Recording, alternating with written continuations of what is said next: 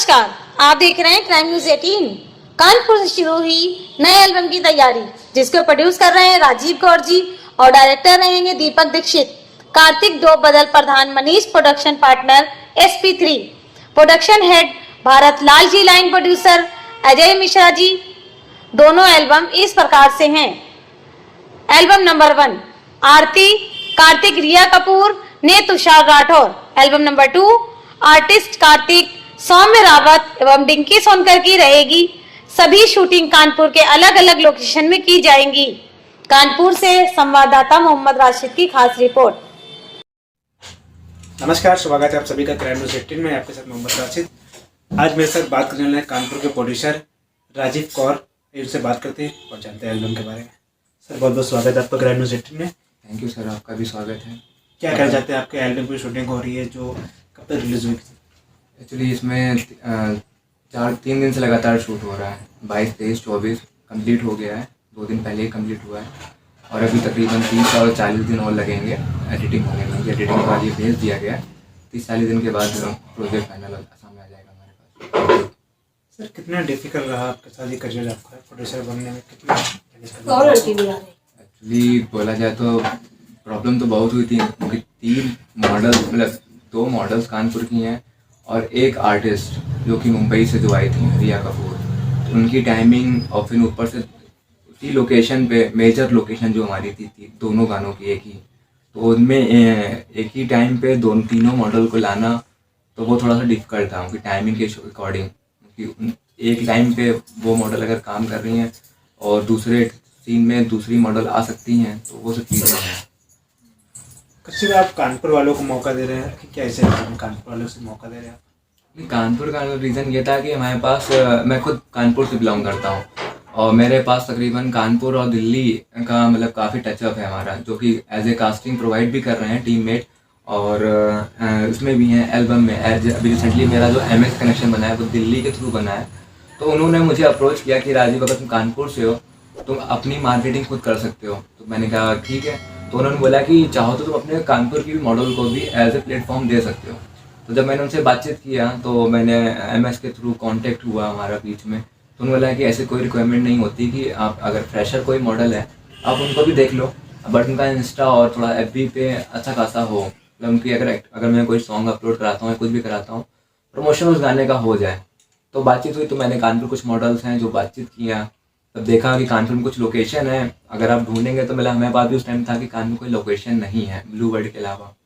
But जब हम इधर गए पनकी साइड, तो वहाँ पे काफ़ी अच्छी लोकेशन हैं। तो उस बेस पे मैंने कानपुर में पूरा शूट रखा। और एक प्रोजेक्ट जब मैंने शूट करने फाइनल किया, तो उसके बाद दूसरा गाना जब मेरे पास ऑन द स्पॉट आ गया था।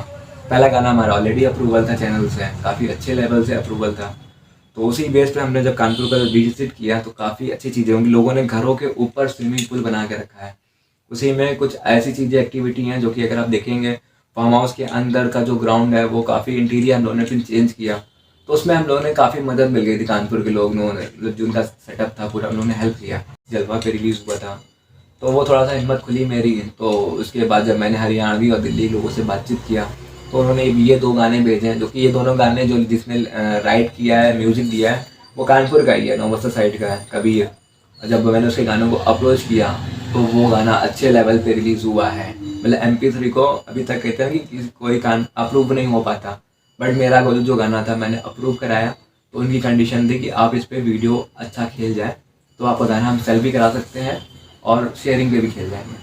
तो वो गाना फिर, और बैटलर की पेपर वर्क में लोग सभी करते हैं तो उनको लगता है अच्छा है, बट जब रिजल्ट सामने आएगा तो मतलब मेरे हिसाब से तो मेरा 80% काफ़ी अच्छा गया। जो टीम तुम्हारे पूरी मैनेज करे सब कानपुर के हैं, कोई बाहर के? नहीं, कानपुर के ही हैं सब। सिंगर भी कानपुर का, बस हमारे DOP जो है वो हमारे कलकत्ता से बिलोंग करते हैं, बट वो इस टाइम बनारस में थे।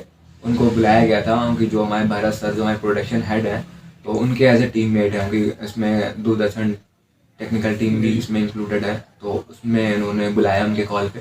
तो वो इस प्रोजेक्ट में एज ए DOP, बादल प्रधान नाम है उनका, तो एज ए DOP और डायरेक्टर, मतलब कुछ क्रिएटिव डायरेक्टर बेस पे ये वर्क कर रहे हैं।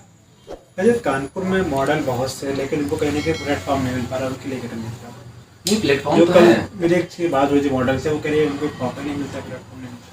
नहीं, आप मेरे तो इवेंट में आए थे मैंने आपके सामने वहाँ पे अनाउंसमेंट किया था कि जो शो में वो तो शो था मेकअप आर्टिस्ट का, मेकअप आर्टिस्ट को भी वर्क मिला और एक नहीं 3 मेकअप आर्टिस्ट, सालनी जी को हटावा अगर मैं उनको हटा दूँ तो उसमें 3 मेकअप आर्टिस्ट जो मुंबई से आए थे उनमें 3 मेकअप आर्टिस्ट, एक विशाल तिवारी थे, दूसरा करण थे और तीसरा यहीं की है राधा त्रिवेदी जो कि हमारे शो में पार्टिसिपेट करी थी। तो ये तीनों मेकअप आर्टिस्ट को वर्क मिला एज ए, और फिर उसके बाद क्या बोलते हैं मॉडल्स जो हैं जो ये बोल रही हैं इनको वर्क नहीं मिल रहा, तो वर्क तो मिला मतलब मेरे हिसाब से। बट हाँ ये कुछ कंडीशन उनकी हो जाती है कि वो डायरेक्टली पेमेंट मांगने लगती हैं, उनकी ऐसे प्रोफाइल भी नहीं होती उस टाइम, या तो आपने कोई वर्क किया हो यूट्यूब पे। उनकी एक होता है कि अगर आप यूट्यूब भी अगर आप लिंक भेजते हैं 7-8 गाने का तो वहाँ पे डायरेक्टली वो एक कैमरे का जो फेस होता है ना वो चेक कर लेते हैं।